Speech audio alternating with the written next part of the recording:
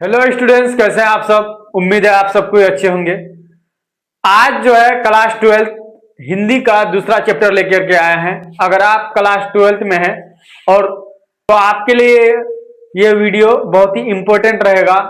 और अगर आप चाहते हैं कि क्लास 12 में हिंदी में हम अच्छा प्रदर्शन करें, अच्छा परफॉर्म दिखाएं, तो आप हमारे वीडियो को अंत तक देखें और इसी तरह से जितने भी वीडियो बनाएंगे उसको भी जरूर देखिए। चैनल को सब्सक्राइब करके बेल आइकन को प्रेस कर दीजिए। और मैं उसी वीडियो जो बना रहा हूं चैप्टर के जो इंपॉर्टेंट टॉपिक होते हैं उसी इंपॉर्टेंट टॉपिक को ही पढ़ा रहा हूं, सभी चीजों को नहीं पढ़ा रहा हूं, क्योंकि अभी बच्चे मेहनत नहीं करते हैं और ज्यादा पढ़ने के चक्कर में पता चलता है कि कुछ भी नहीं पढ़ता है। तो इसलिए शॉर्ट लिस्ट में और बिल्कुल शॉर्ट में पढ़ा रहे हैं। तो अगर आप चाहते हैं कि हिंदी में अच्छा प्रदर्शन करें तो वीडियो को देखते रहें। तो चलिए फिर, दूसरा चैप्टर का नाम है उसने कहा था। और उसने कहा था जो है ये एक कहानी है। उसने कहा था एक कहानी है, ठीक है। इसके जो रचनाकार है या फिर लेखक आप कह सकते हैं, इसके रचनाकार चंद्रधर शर्मा गुलेरी जी है, समझे। उसने कहा था जो आपका कहानी है चंद्रधर शर्मा गुलेरी है। और आपको ये बताए थे आप लोग को कि 12th में जो है जो रचनाकार होते हैं उसके जो है जीवनी से भी क्वेश्चंस को, ऑब्जेक्टिव क्वेश्चंस को उठाया जाता है। जीवनी में उसका नाम, लेखक का नाम, उसके माता पिता का नाम, उसके बाद जो उसका जन्म स्थान कहाँ है, उसका मेन जो है जो उसके रिलेटेड जो होते हैं तथ्य, उन चीजों को जो है पूछा जरूर जाता है, ठीक है। तो इसलिए जीवनी में तो ये पढ़ाना बहुत ही आवश्यक होता है। इसलिए जो चंद्रधर शर्मा गुलेरी का जो जन्म हुआ था वो 7 जुलाई 1883 को हुआ था, ठीक है। चंद्रधर शर्मा गुलेरी जी का जन्म कब हुआ था? तो 7 जुलाई 1883 को, जो जयपुर है, ठीक है, जयपुर जो राजस्थान में पड़ता है, ठीक है, वहीं पे उसका जन्म हुआ था, राजस्थान जयपुर, ठीक है। चंद्रधर शर्मा गुलेरी का जन्म कब हुआ था? तो 7 जुलाई 1883 को कहां पे हुआ था? तो जयपुर राजस्थान में हुआ था, ठीक है। जो चंद्रधर शर्मा गुलेरी जी के जो पिता का नाम थे पंडित शिवराम थे, ठीक है। चंद्रधर शर्मा गुलेरी के पिता का नाम क्या थे? पंडित शिवराम थे, ठीक है। उसके बाद इसके जो रचनाएं थे, मुख्य रचनाएं कौन कौन से थे? सुखमय जीवन, सबसे पहला रचना क्या था इसका? सुखमय जीवन। उसके बाद जो है बुद्धू का कांटा, ठीक है, बुद्धू का कांटा और उसने कहा था, ठीक है। आप ये ऑब्जेक्टिव क्वेश्चंस बनते हैं। और ऑब्जेक्टिव क्वेश्चंस किस तरह से बनते हैं कि सुखमय जीवन किसकी रचना है, ठीक है। तो सुखमय जीवन जो है किसकी रचना है दोस्तों? तो चंद्रधर शर्मा गुलेरी जी की रचना है। सुखमय जीवन किसकी रचना है? तो चंद्रधर शर्मा गुलेरी जी की यह रचना है, ठीक है। यही और भी बहुत सारे रचनाएं हैं और सभी रचनाओं को यहाँ पे नहीं दिए हैं, और मेन दिए एक सुखमय जीवन और बुद्धू का कांटा और उसने कहा था, जो चंद्रधर शर्मा गुलेरी जी की रचना है, यह सबसे ज्यादा आपका इंपोर्टेंट है, ठीक है। तो चलिए अब आगे देखते हैं। इसका जो निधन जो हुआ था, कब हुआ था चंद्रधर शर्मा गुलेरी जी का निधन? तो 12 सितंबर 1922 को इसका निधन हो गया था, ठीक है। 12 सितंबर 1922 को चंद्रधर शर्मा गुलेरी जी का निधन हो गया था, ठीक है। तो चलिए अब इसका जो है अब हम लोग ऑब्जेक्टिव क्वेश्चंस को देखते हैं। इसका ऑब्जेक्टिव क्वेश्चंस फिर आगे हम लोग देखते हैं। और इसके बारे में जो है यही आपका इंपोर्टेंट क्वेश्चन है आपका, उसने कहा था किस प्रकार की कहानी है, ठीक है। उसने कहा था किस प्रकार की कहानी है? तो उसने कहा था जो कहानी है दोस्तों वो कर्म प्रधान कहानी है। किस प्रकार की कहानी है? कर्म प्रधान कहानी है। यानी इसमें कर्म के आधार पर इस कहानी को जो है बनाया गया है। और इस कहानी में जो आपका लहना सिंह है, बोधा सिंह है, उसके लहना सिंह के मेन उसमें जो है कर्म को देखा जाता है, ठीक है, कि किस तरह का वो कर्म करते हैं, ठीक है। तो उसने कहा था किस प्रकार की कहानी है? तो ये कर्म प्रधान कहानी है, ठीक है। उसके बाद दूसरा क्वेश्चन है आपका, जर्मन पलटन को किसने मार गिराया? तो जर्मन पलटन को जो मार गिराया था दोस्तों, वो लैना सिंह ने गिराया था। ठीक है, किसने गिराया था जर्मन पलटन को मार? तो लैना सिंह ने जो है जर्मन पलटन को मारकर गिरा दिया था। ठीक है, उसके बाद आपको जो है कहानी के जो सारांश बताए, उसमें आपको बताया कि उसने कहा था शीर्षक कहानी के लेखक कौन है। ठीक है, तो उसने कहा था शीर्षक कहानी के लेखक कौन है? तो चंद्रधर शर्मा गुलेरी, आपको बताया। ठीक है, उसने कहा था शीर्षक कहानी के लेखक कौन है? आपको चंद्रधर शर्मा गुलेरी जो है उसने कहा था शीर्षक कहानी के लेखक।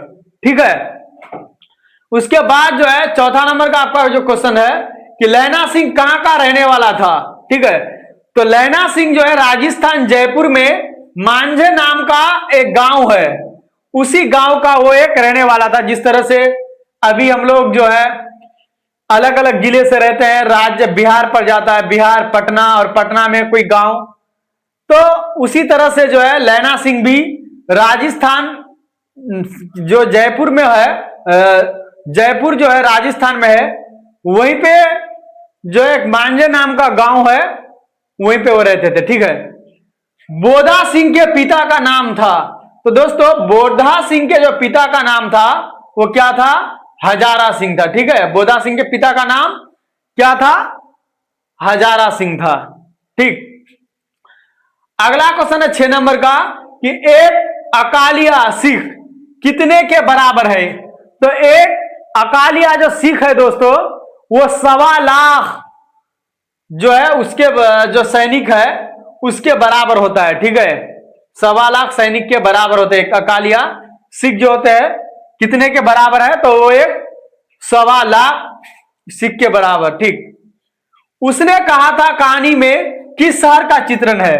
तो उसने कहा था, जब कहानी आप किताब में रीडिंग मारेंगे बुक में, तो उसमें जो अमृतसर जो है, अमृतसर शहर का जो उसमें मुख्य रूप से चित्रण किया गया है। ठीक है, उसके बाद 8 नंबर के जो आपका प्रश्न है कि चंद्रधर शर्मा गुलेरी की कितनी कहानियां हैं? तो देखो चंद्रधर शर्मा गुलेरी की मुख्य रूप से आपका जो है 3 ही कहानियां हैं, अभी आप लोग को कुछ समय पहले बताया। ठीक है, तो चंद्रधर शर्मा गुलेरी की कितनी कहानियां हैं? तो 3 कहानियां हैं। ठीक है, कितने कहानियां हैं? तो 3 कहानियां चंद्रधर शर्मा गुलेरी की है। ठीक, उसके बाद 9 नंबर का जो आपका प्रश्न कह रहा है कि उसने कहा था कहानी किस वर्ष लिखी गई? तो उसने कहा था जो कहानी लिखी गई दोस्तों, ये 1915 में लिखी गई थी। ठीक है, कब लिखी गई थी? तो 1915 में उसने कहा था कहानी को लिखी गई थी। ठीक, लैना सिंह किस देश की ओर से युद्ध कर रहा था? तो लैना सिंह जो है किस देश की ओर से युद्ध कर रहा था आपका? तो इंग्लैंड की ओर से जो है लैना सिंह युद्ध कर रहा था। ठीक है, कहां किस ओर से, किस देश की ओर से? तो इंग्लैंड की ओर से जो है लैना सिंह जो है युद्ध कर रहा था। ठीक है, 11 नंबर का प्रश्न है कि पलटन का विदूषक कौन था? तो पलटन का जो विदूषक था वो वजीरा सिंह था। ठीक है, पलटन का विदूषक कौन था? तो वजीरा सिंह जो है पलटन का विदूषक था। ठीक, 12 नंबर का प्रश्न है कि कुरमई का अर्थ होता है। तो कुरमई का अर्थ जो होता है मंगनी। ठीक है, और ये कुरमई कह करके जो है बहुत चिढ़ाते थे। ठीक है, कि तेरी कुरमई हो गई, वो लैना सिंह जो है बहुत चिढ़ाते थे कि तेरी कुरमई हो गई।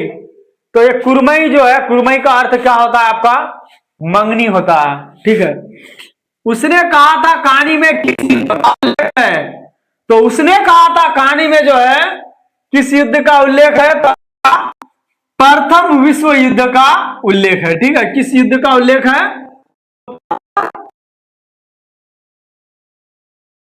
मुख्य रूप से उल्लेख किया गया है। ठीक है, तो अब जो है 14 नंबर का जो आपका प्रश्न है, जर्सी उतार कर किसने बोधा सिंह को पहना दिया? तो जर्सी उतार करके किसने लैना सिंह को जो है पहना दिया था, तो बोधा सिंह को पहना दिया, सॉरी बोधा सिंह को पहनाया, तो ये जो है लैना सिंह ने पहना दिया था। ठीक है, तो चलिए अब हम लोग जो है सब्जेक्टिव क्वेश्चंस को देखते हैं। ठीक है, तो पहला सब्जेक्टिव क्वेश्चन है आपका, उसने कहा था कहानी कितने भागों में बटी हुई है, उसमें कितने भागों में युद्ध का वर्णन है। यानी उसने कहा था, जो अभी कहानी हम लोग का चल रहा है, पढ़ रहे हैं हम लोग उसमें, तो यह सबसे ज्यादा इंपॉर्टेंट दोनों ही क्वेश्चन है, और इससे ज्यादा ये तो चैप्टर में नहीं पूछे जाते हैं। अगर ज्यादा क्वेश्चंस पढ़ेंगे तो आपको मेहनत ज्यादा लगेगा, लेकिन एग्जाम की दृष्टि से वो क्वेश्चन ज्यादा आपके लिए हेल्पफुली नहीं है। ये दो क्वेश्चन ज्यादा आपके लिए इंपॉर्टेंट है। अगर देखेंगे तो नेक्स्ट वीडियो में आपको बता देंगे हम कि किस तरह से जो है और कौन सा क्वेश्चन पूछा जाता है, तो वो भी दे देंगे, लेकिन ये दोनों ज्यादा आपका इंपॉर्टेंट लग रहा है, और दोनों में से एक तो 100% आ जाएगा आपका। ठीक है, तो उसने कहा था कहानी जो है 5 भागों में बटी हुई है दोस्तों। कितने भागों में? आपका 5 भागों में बटी हुई है। उसने कहा था कितने भागों में बटी हुई है, तो 5 भागों में जो है आपका बटी हुई है। ठीक है, जिसमें से जो है 3 भाग आपका ऐसा है जिसमें युद्ध का वर्णन किया गया है। उसने कहा था कहानी 5 भागों में बटी हुई है, लेकिन 3 भाग आपका ऐसा है जिसमें जो है युद्ध का वर्णन किया गया है। और वो तीनों भाग कौन कौन सा है? आपका जो है द्वितीय, तृतीय और चतुर्थ जो भाग है आपका, उसमें जो है आपका युद्ध का वर्णन किया गया है। ठीक है, उसके बाद आपका दूसरा क्वेश्चन है कि लैना सिंह की चारित्रिक विशेषता का वर्णन करें। जो लैना सिंह के बारे में आप पढ़े, उसके बारे में आप क्या क्या पढ़े, उसके विशेषताओं का जो है आपका वर्णन करने के लिए बोलता है। ठीक है, यानी लैना सिंह के बारे में यहाँ पे बताने के लिए बोल रहा है। ठीक है, तो देखो लैना सिंह जो है उसने कहा था कहानी के नायक है, यानी उसने कहा था जो कहानी के जो हीरो है आपका वो लैना सिंह है। ठीक है, कौन है? लैना सिंह जो है आपका, उसने कहा था कहानी के क्या है आपका हीरो है। वो एक ईमानदार प्रेमी है। ठीक है, ईमानदार प्रेमी कैसे? जो आपका वजीरा सिंह जो है युद्ध में जो जाता है, उसकी पत्नी से वो जो प्रेम करते थे लैना सिंह, उसके वादा को निभाने के लिए बिल्कुल एकदम ईमानदारी से जो उसका रक्षा करता है, क्योंकि उससे वादा किया था।